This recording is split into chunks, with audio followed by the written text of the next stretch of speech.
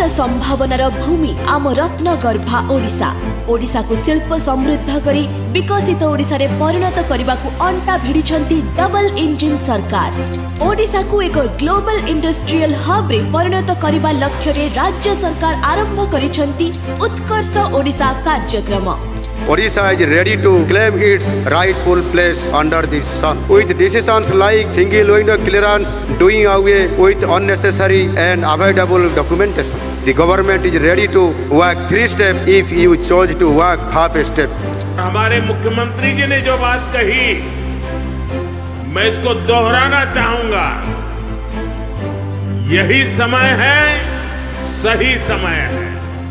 ओडिशा रे शिल्प और निवेश अनुकूल वातावरण सृष्टि करी ओडिशा को अधिक पुंजी आकर्षण करबा एही कार्यक्रमर लक्ष्य। बीजेपी सरकार रो स्वच्छ प्रक्रिया द्रुत अनुमोदन सह ईज ऑफ डूइंग बिजनेस आभिमुख्य ओडिशा को पुंजी निवेश पई एक उत्कृष्ट स्थान रे परिणत करिछि।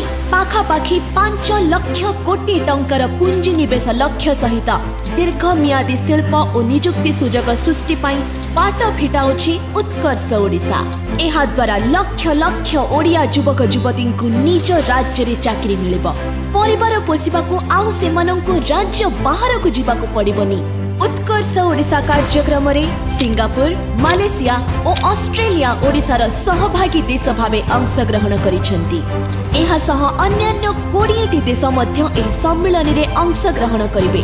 ग्लोबल इन्वेस्टर मानक सहभागिता ओडिशा को शिल्प समृद्ध करी एक ग्लोबल बिजनेस हब रे परिणत करिवो।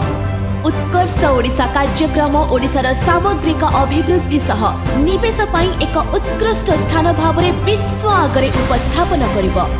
यशस्वी प्रधानमंत्री श्री नरेंद्र मोदी पूर्वोदयर विजन और मान्यवर मुख्यमंत्री श्री मोहन चरण माझी विकसित ओडिशार मिशन सह ओडिशार द्रुत आर्थिक विकास सुनिश्चित करुछि उत्कर्ष ओडिशा।